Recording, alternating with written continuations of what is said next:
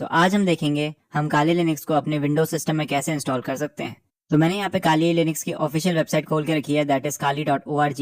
और यहाँ पे हमें काली के बारे में कुछ डिटेल्स यहाँ पे प्रोवाइड करा रहे हैं। So Kali Linux is a open source Debian based Linux distribution geared towards various information security tasks such as penetration testing, security research, computer forensics and reverse engineering।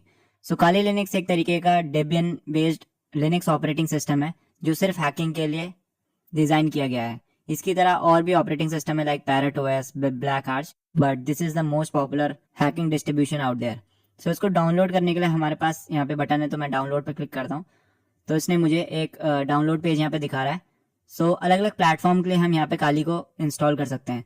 So installer images, so bear bone अगर हमें करना है, मान लो आप अपने system में सिर्फ काली ही चलाना चाहते हो as a main operating system, तो आप उसको बेयर बोन यहाँ पे इंस्टॉलेशन कर सकते हो यूजिंग दीज इमेजेस। फिर वर्चुअल मशीन्स के रिगार्डिंग हमारे पास यहाँ पे कुछ इमेजेस हैं, ठीक है, जिसको हम अभी देखेंगे। उसके बाद आर्म प्रोसेसर्स या जैसे रास्पबेरी पाई वगैरह में अगर आप इंस्टॉल करना चाहते हो तो ARM वाली यहाँ पे आपको मिल जाएंगी। फिर मोबाइल में आप करना चाहते हो तो काली नेट हंटर आ जाता है यहाँ पे। क्लाउड में करना चाहते हो तो उसके लिए अलग इमेजेस हैं। फिर डॉकर कंटेनर वगैरह में आप करना चाहते हो तो उसके लिए अलग इमेजेस है। लाइव बूट करना चाहते हो इन अ पेन ड्राइव, कि आप उसमें बूट कर सको लाइव और वो सिर्फ पेन ड्राइव में चलेगा। So that also you can do.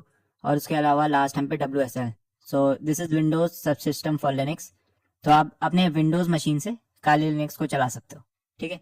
But जो हम यहाँ पे यूज करेंगे वो है वर्चुअल मशीन्स का, जो कि बहुत पॉपुलर तरीका है। तो मैं रिकमेंडेड में जाता हूँ यहाँ पे। तो मेरे पास यहाँ पे कुछ प्री बिल्ड वर्चुअल मशीन्स हैं, ठीक है। तो 64 बिट और 32 बिट के लिए मेरे पास 32 बिट के सिस्टम काफ़ी पुराने हो गए हैं, लेकिन अगर आपके पास 32 बिट का सिस्टम है तो आप इसको भी डाउनलोड कर सकते हो यहाँ से।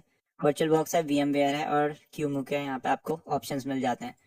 हम 64 बिट में जाएंगे और यहाँ पे हमारे पास वर्चुअल बॉक्स, VMware, Hyper-V और QEMU के ऑप्शंस हैं, ठीक है।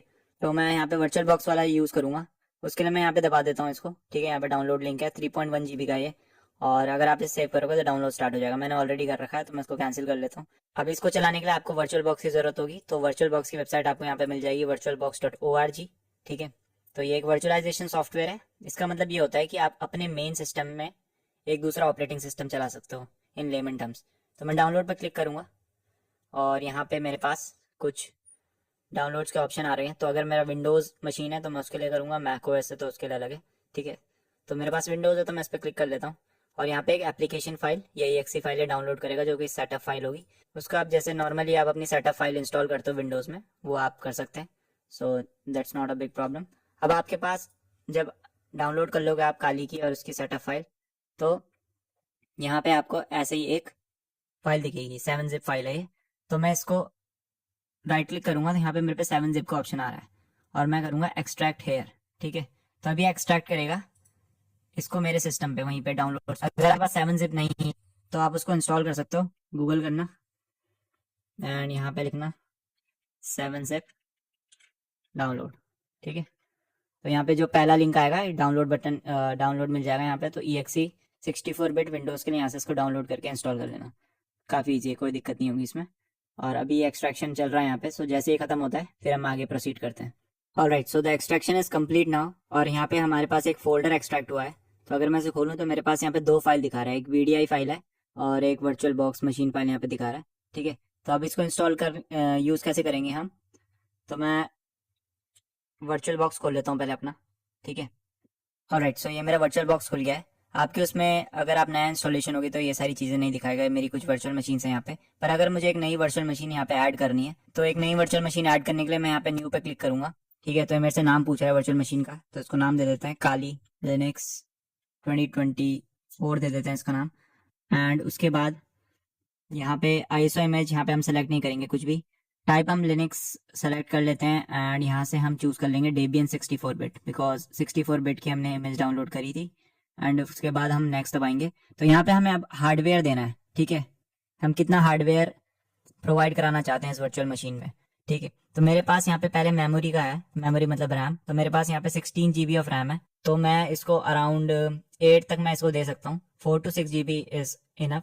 तो मैं इसको दे देता हूँ फिलहाल के लिए, मैं इसको 4 GB दे देता हूँ। 4 GB में आराम से काम कर लेगा ये। बट अगर आपके पास 8 GB की रैम है तो आप 4 देंगे तो मे बी आप लैग फेस कर सकते हैं, बिकॉज विंडोज बहुत ज़्यादा रैम खा देती है, ठीक है। तो आप कोशिश करना उसको 2.5 या 3 के अराउंड में। अगर आपके उससे कम है तो मैं रिकमेंड नहीं करूँगा कि आप वर्चुअल मशीन इंस्टॉल करें अपने पीसी में। आप ड्यूल बूट यूज़ कर सकते हैं, बट ड्यूल बूट की अलग दिक्कतें आती हैं। तो बेटर है कि 8 GB की स्टिक आप अपने सिस्टम में लगा लें, ठीक है। तो मैं यहाँ पे 4 GB सेलेक्ट कर रहा हूँ, एंड प्रोसेसर मैं इसको दे देता हूँ 2 कोर, आई थिंक इनफ रहेगा, 4 दे देते हैं इसको भी, चलो। एंड नेक्स्ट करा मैंने। तो यहाँ पे मेरे पास कुछ ऑप्शन दिखा रहा है, create a virtual hard disk now, use an existing virtual hard disk और do not add a virtual hard disk. तो मैं एग्जिस्टिंग में क्लिक करूंगा, यहाँ पे मैं क्लिक किया ऐड, एंड उसके बाद मैं अपने डाउनलोड फोल्डर में जाऊँगा। तो ये था जो हमने एक्सट्रैक्ट किया था, और यहाँ से मैं इसको सेलेक्ट कर लिया, ओपन। तो यहाँ पे आ गई है, अब इसको हम चूज़ करेंगे एंड नेक्स्ट, उसके बाद फिनिश दबाया मैंने, ठीक है। तो मेरे पास एक वर्चुअल मशीन यहाँ पे बन के तैयार हो गई है। तो अगर मैं इसमें डबल क्लिक करूँगा तो अभी ये VM पावर ऑन हो रहा है, ठीक है। तो इसको थोड़ा सा टाइम देते हैं हम, एंड ये स्टार्ट हो गया। इसको फुल स्क्रीन कर लेता हूँ। तो ये हमारी काली की बूट स्क्रीन है, एंटर दबाया मैंने। ऑलराइट, सो हमारे पास यहाँ पे एक लॉगिन स्क्रीन आ गई है, ठीक है। तो जो डिफॉल्ट यूजर नेम और पासवर्ड है काली का, वो है काली एंड काली। सो अगर मैं काली टाइप करूँ और वापस password Kali, if I enter, तो अभी इसने मुझे लॉगिन कर लिया, लेकिन अभी यहाँ पे स्क्रीन छोटी आ रही है। इसके लिए मैं क्या करूँगा, व्यू में जाऊँगा और इसको फुल स्क्रीन करूँगा, ठीक है। तो अब ये फुल स्क्रीन हो गया हमारे पास यहाँ पे। तो ये आपका मेन जो डेस्कटॉप है काली का, वो है, ठीक है। ये आपका होम फोल्डर है, यहाँ से आप सारी डायरेक्टरीज में जा सकते हो, documents, downloads, music, pictures and so on, ठीक है। तो नॉर्मल सा जैसे आप विंडोज़ में चलाते हो वैसा ही है, सिमिलर। यहाँ पे आप जाओगे तो यहाँ पे आपको कुछ ऑप्शंस मिलेंगे, so log out, shut down वगैरह के यहाँ पे आपको ऑप्शन मिल जाएंगे। देन ये आपका वॉल्यूम कंट्रोल है, and this is regarding your network, ठीक है। सो जो आपका वाईफाई से या इथरनेट से जो भी आप कनेक्ट करोगे, यहाँ पे आपको नेटवर्क दिखा देगा। उसके बाद यहाँ पे हम देखेंगे तो ट्रैश है, रिसाइकिल बिन जैसे, एंड यहाँ पे कुछ वर्क स्पेसेस हैं। So work space we can select from here. उसके अलावा हमारे पास ब्राउजर में फायरफॉक्स है, ठीक है। तो डिफॉल्ट खाली आपका फायरफॉक्स के साथ ही आता है, सो आप इसको यूज़ कर सकते हैं। एंड टर्मिनल में हम वापस आएंगे, बट उससे पहले मैं आपको यहाँ पे एप्लीकेशन दिखा लेता हूँ, ठीक है। तो खाली का मेन जो एडवांटेज है वो उसकी एप्लीकेशन ही है। इसमें प्री इंस्टॉल टूल्स आते हैं बहुत सारे, आई थिंक 600-700 प्लस इसमें टूल्स आते हैं जो इनबिल्ट आते हैं खाली के साथ, ठीक है। तो यहाँ पे आप अलग अलग चीज़ों के आपको अलग अलग टूल्स मिल जाएंगे।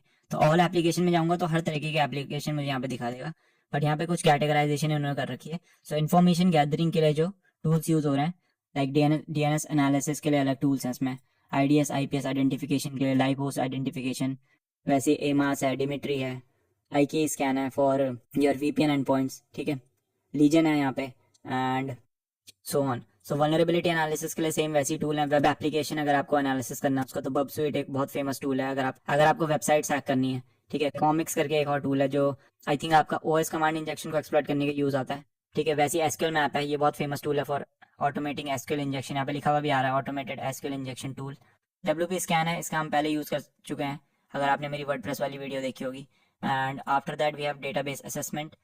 उसके बाद पासवर्ड अटैक्स के लिए अलग अलग यहाँ पे हमारे पास टूल है, हाइड्रा, जॉन, मेडूसा, ठीक है। वायरलेस अटैक अगर आपको करना है, सो वाईफाई, फन क्रैकर और पिक्सी WPS, रीवर वगैरह, ये आपको वाईफाई हैकिंग के काम आते हैं। रिवर्स इंजीनियरिंग के लिए कुछ यहाँ पे टूल्स हैं।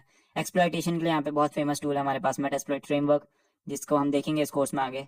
एंड स्निफिंग एंड स्पूफिंग, तो इसके लिए हमारे पास एटर कैप है, एंड MITM प्रॉक्सी है, रिस्पॉन्डर है हमारे पास, ठीक है। पोस्ट एक्सप्लॉइटेशन मतलब जब आपने एक्सप्लॉइट कर लिया उसके बाद आप क्या क्या कर सकते हो, तो मिमी कैट्स, नेटकैट की एक कंप्लीट वीडियो मैंने बना रखी है, तो अगर किसी को वो देखनी है तो वो देख सकता है। एंड पावरशेल एम्पायर है, स्टार किलर है। So star killer is a GUI of PowerShell empire only. और फोरेंसिक्स के कुछ टूल हैं, ऑटोप्सी बहुत फेमस टूल है। एंड रिपोर्टिंग के कुछ यहाँ पे हमें चेरी ट्री मिल जाता है, अगर हमें रिपोर्ट्स वगैरह लिखनी है, नोट टेकिंग करनी है, तो cherry tree is a good option.